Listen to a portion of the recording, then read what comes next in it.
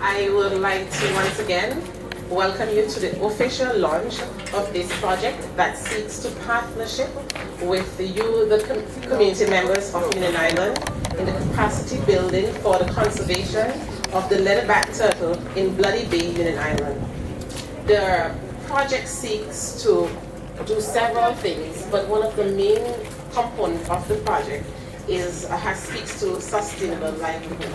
I would not go into the meat of the matter as it regards to the project, but I would hand you over to someone who is capable of giving you an overview of the entire project. So I would like to welcome to the lectern Mrs. Louise Mitchell-Joseph, who is the chairperson of the St. Vincent and the Grenadines National Trust, and also the project manager for the steering committee. Please welcome, join with me and welcome Mrs. Joseph. Thank you, Camille. Rachel Moses, manager of the National Trust, Lucine Edwards from the Fisheries Division, Andrew Lockhart from National Parks, Rivers and Beaches Authority, Camille Solon, our MC this morning from the Ministry of Tourism, Mr. Fitzroy Springer from the Forestry Department, representatives here today from the Union Island Environmental Attackers, from Sustainable Grenadines, and from the Tobago Keys Marine Park. Ladies and gentlemen, boys and girls, good morning. Well, I'm chairperson of the National Trust, and about a year ago the National Trust came to Union Island and we had consultations here, and one of the members of those consultations said to us, please come back to Union Island, don't just come and talk once and go back and forget about us. So we have honored our pledge, we are back, and we have a grant of 50,000 US to be spent in Union Island for this project. This project is a UNDP Global Environmental Facility project for the conservation of turtles in Bloody Bay, Union Island. As I mentioned, the value of the grants is about 50,000 US dollars. And the main purpose of this project is really to demonstrate that there are livelihoods, that is jobs to be had in the area of environmental preservation. In other words, the jobs that you do can be done in such a way that the environment is protected and sustained for the long run. The project seeks to set up a business of turtle watching. So at the end of the day, there will be a mechanism that will be put in place to make sure that this is developed as a sustainable livelihood as a business, the business of turtle watching. And finally, the project seeks the declaration of Bloody Bay, or part thereof, as a conservation area.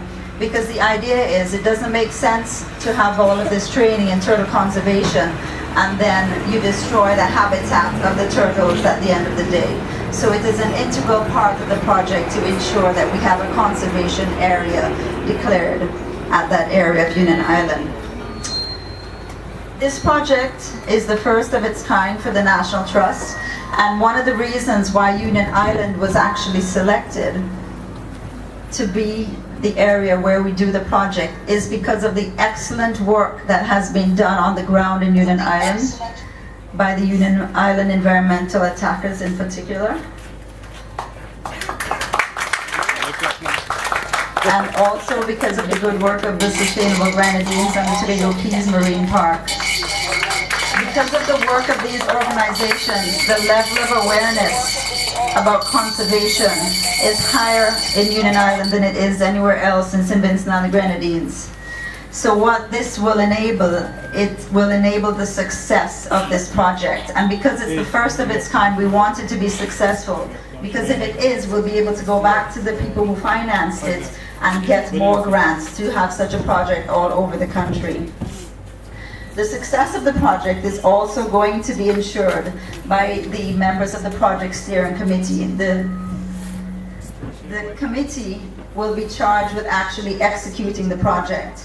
And on that committee, we have the benefits of resources from the Fisheries Division, National Parks, Sustainable Grenadines, Union Island Environmental Attackers, the Ministry of Tourism, Tobago Keys Marine Park, of course the National Trust, which is coordinating the project, and the Forestry Department. We also have the Center of Enterprise Development on board to help us with the setting up of the cooperative. And today here we have several of the persons in those different agencies represented. And each person is going to be responsible for a particular area in the project to ensure its success. For example, Camille Sullivan at the Ministry of Tourism, who is here today and who is our MC, she is going to ensure that the Ministry of Tourism comes to Union Island and conducts training in the tour guide certification process.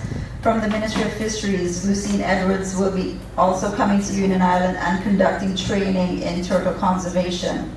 We have the National Parks Authority on board. They're going to assist us with getting an area of Bloody Bay declared as a conservation area. And the Center for Enterprise Development will assist us in setting up a cooperative. In addition to actually having 9 persons from the community have the opportunity to go to Trinidad and Tobago to have training there, there are other opportunities for the local community to partner in this process.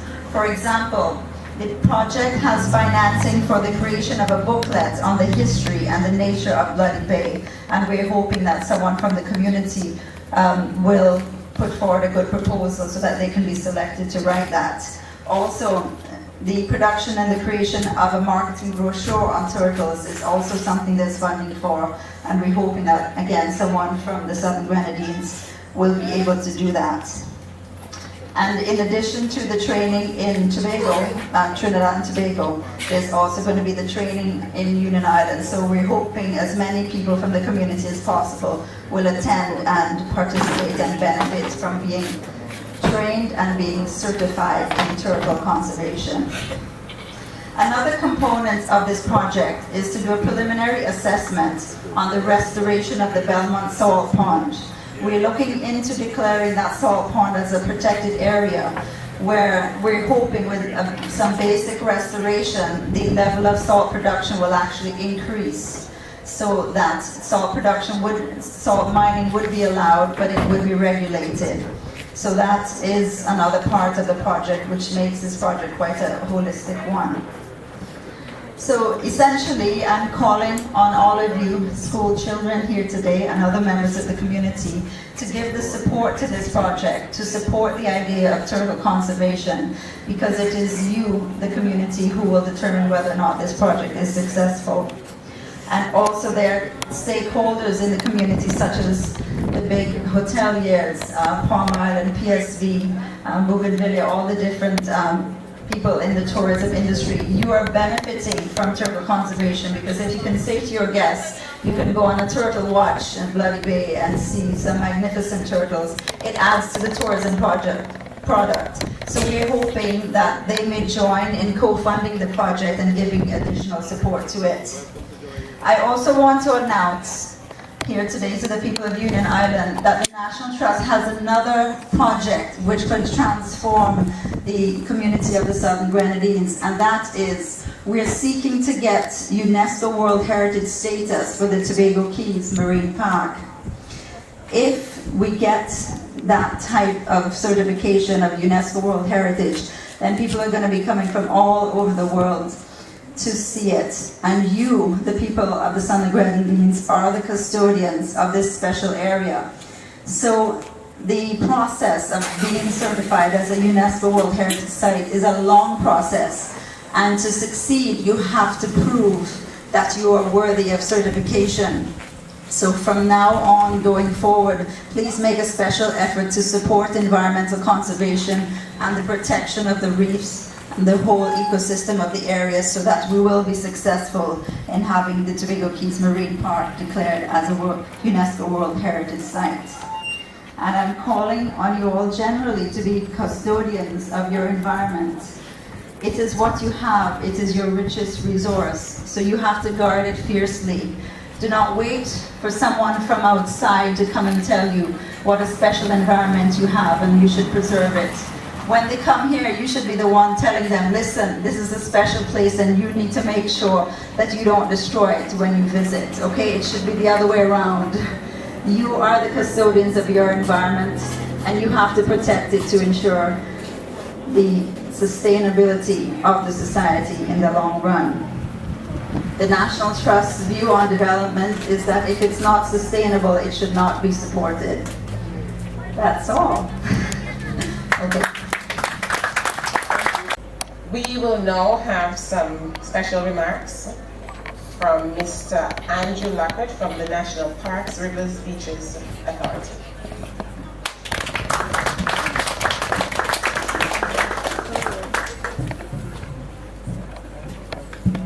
Thank you, Madam Chair. Good morning to the beautiful people of this beautiful island, my favorite island, Union Island. Jawacha, you know this is home, eh? Homecoming and nostalgia. Okay, I bring greetings from the Director, Management and Staff of the National Parks, Rivers and Beaches Authority. And if you hear me say the NPA, we mean the National Parks, Rivers and Beaches Authority. Here goes. Message of solidarity from the NPRBA.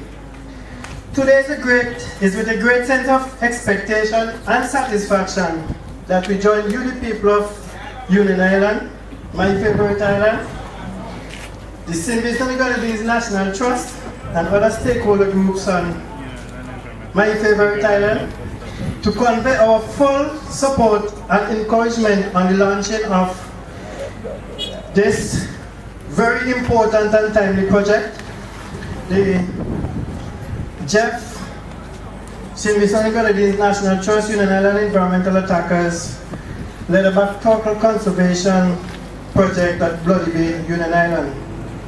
In fact, we saw it as a wonderful opportunity to support this initiative when asked to serve on the steering committee of this project, bearing in mind our own mandate at the National Parks, Rivers and Beaches Authority, being a statutory body involved in park and protected area management, definitely on Union Island, through the Tobago Keys Marine Park, through the Union Island Tourism Board, and other entities. We believe that from the outset, we must ask ourselves, why conserve the leatherback turtle? And why should we get involved as a community? Simply put, when we conserve such species as the leatherback turtle, that is said to have been around for over 100 million years, we are actually conserving our own lives as human beings. It is claimed that these long-lived creatures, such as the leatherback turtles, may hold important secrets about biology and medicine. So from a purely scientific standpoint, there is a lot to learn from such creatures that can impact on our well-being and survival. Moreover, as we develop as societies, we have sought to live and benefit from such animals through other livelihood activities, especially and certainly in the Grenadines and more particularly on Union Island, through tourism, while conserving such charismatic species that we have been endowed with by our Creator. It is our hope that this project will provide a vehicle for the community to get involved and have a sense of ownership in a program that supports a wider global conservation effort. In Union Island, when as a people you protect turtle nesting beaches and natural habitats and seek to build awareness through projects such as this, we are actually engaging in what are considered as some of the most effective approaches to conserve not only the leatherback turtle, but also other associated biodiversity. We clearly understand that this project should serve as a national capacity development model. Thus, it is my considered view that here on Union Island, you are well placed to provide such leadership as exhibited by several existing and vibrant NGO environmental entities with credible records of achievement. So we believe, the National Parks Authority, that this project has a high chance of success and more so sustainability, which by and large will hinge on the wider support and involvement of all sectors of this humble and vibrant community. Finally, As the JEF funded project is implemented, I implore you to keep focusing on the project goals and to do all within your individual and collective capacities to ensure that this project succeeds. Best wishes to all project stakeholders. We at the National Parks Authority look forward to supporting this initiative and commend all involved in providing the leadership and funding. Thank you.